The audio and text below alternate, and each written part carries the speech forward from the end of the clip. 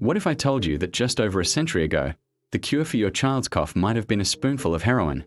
Or that a remedy for a teething baby was a dose of morphine and alcohol? It sounds like a horror story, but this was the shocking reality of pediatric care in the 19th and early 20th centuries. Before strict regulations, the world of medicine was a wild west of so-called patent medicines. These mixtures were sold over the counter, promising to cure everything from a fussy baby to a common cold. But lurking inside these cheerfully advertised bottles were some of the most dangerous and addictive substances known to man. Today, we are pulling back the curtain on the terrifying history of medicine's darkest chapter for children. Let's start with one of the most infamous of them all, Mrs. Winslow's soothing syrup. Imagine you're a mother in the 1860s. Your baby is teething, constantly crying, and keeping the whole house awake. You're exhausted and desperate. Then you see an ad for a soothing syrup, a miracle cure endorsed by millions of mothers as the best friend for a teething infant. The ads were heartwarming, showing peaceful, sleeping babies and relieved, smiling mothers.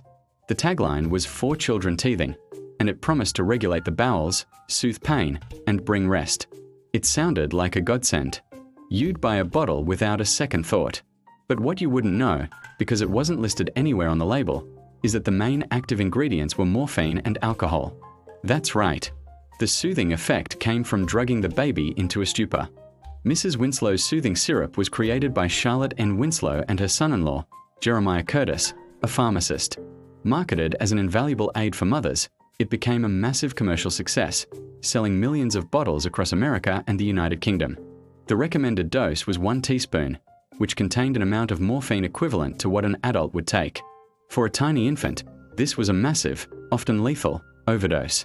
Countless babies never woke up from their soothing sleep. The American Medical Association later called it a baby killer. Medical journals from the time are filled with tragic accounts of infants overdosing, slipping into comas, or becoming tiny addicts, suffering from withdrawal if their mothers tried to stop giving them the syrup. The contrast between the wholesome advertising and the horrific reality is just gut-wrenching. These were not medicines. They were poisons sold with a smile. But Mrs. Winslow wasn't alone. If you couldn't afford her syrup, there was an even cheaper, and equally deadly, alternative, Godfrey's cordial. This concoction was even older, dating back to the 18th century in England.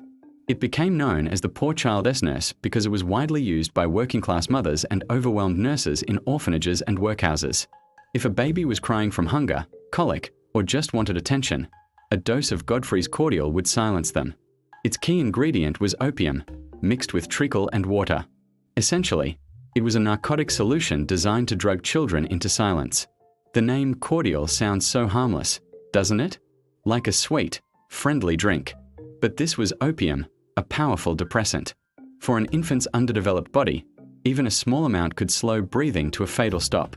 It was so common for children to be dosed with Godfrey's cordial that many coroners simply listed the cause of death as overlane, meaning the mother had accidentally suffocated the child in her sleep. But in reality, many of these infants had been so heavily sedated that they were unable to cry out or move when they were in distress. The cordial was also a convenient, and tragic, tool for neglect. Factory-working mothers, who couldn't afford childcare, would leave their infants at home, dosed with the cordial to keep them quiet and asleep all day. Many of these babies died from a combination of starvation and opium poisoning. Godfrey's cordial represents a dark intersection of poverty, desperation, and unregulated medicine, where silencing a child was mistaken for caring for them. It was a cheap, effective, and deadly solution to the problem of a crying baby. Now, if you think drugging babies with morphine and opium is as bad as it gets, prepare yourself. We need to talk about the company Bayer. Yes, the same company that makes your aspirin today. In 1898, Bayer launched a new wonder drug that they claimed was a medical breakthrough. It was a powerful cough suppressant, and they marketed it as being non-addictive, a safer alternative to codeine. The name of this miracle product? Heroin. That's not a joke. Bayer commercially produced and sold heroin. They were so confident in their product that they launched a massive advertising campaign, targeting doctors and the public. You can find vintage ads from the early 1900s showing a mother at her child's bedside, a bottle of Bayer's heroin on the nightstand. The ads promised it was the sedative for coughs, perfect for children suffering from bronchitis, whooping cough, or asthma. Doctors, trusting the company's claims of non-addiction, prescribed it freely. It was sold over the counter in pharmacies around the world. Heroin was even included in cough syrups and tablets. Of course, we now know that heroin is not only addictive, it's one of the most powerfully addictive substances on Earth. It works so well as a cough suppressant because it depresses the central nervous system, which includes the reflex to cough. But it also depresses breathing, which is incredibly dangerous, especially for a child. It took nearly 15 years for the medical community to catch on. Reports began flooding in about patients who had been prescribed heroin for a cough and had now developed a heroin habit. The so-called non-addictive cure was creating a generation of addicts, some of whom were introduced to the drug as children, all thanks to a trusted pharmaceutical company. Bayer eventually stopped production in 1913 as the horrifying truth became undeniable. The story of Bayer's heroin is perhaps the most shocking example of how a profit-driven company combined with a lack of regulation and oversight could unleash a dangerous substance on an unsuspecting public, even promoting it for use in children.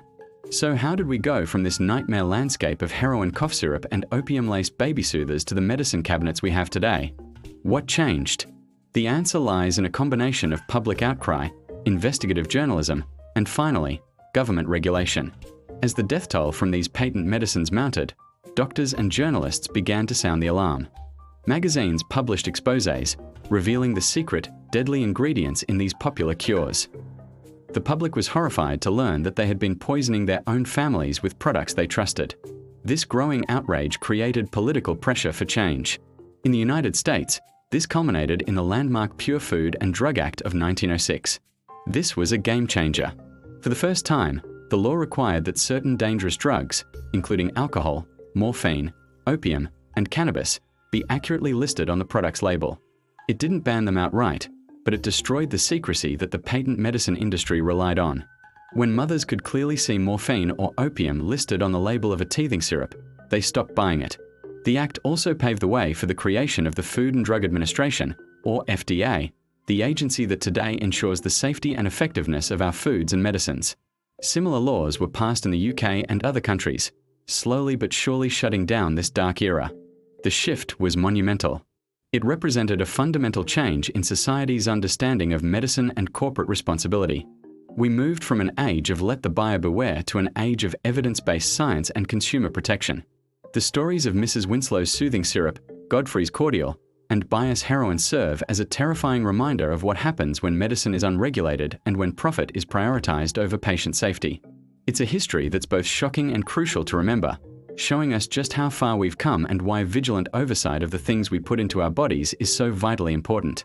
Thank you so much for joining me on this journey into one of history's darkest medical chapters. It's a stark reminder of why science and regulation are so important. If you found this story as fascinating and horrifying as I did, make sure to hit that like button and subscribe for more deep dives into the weird and wild corners of history. Let me know in the comments if you've ever heard of these remedies before.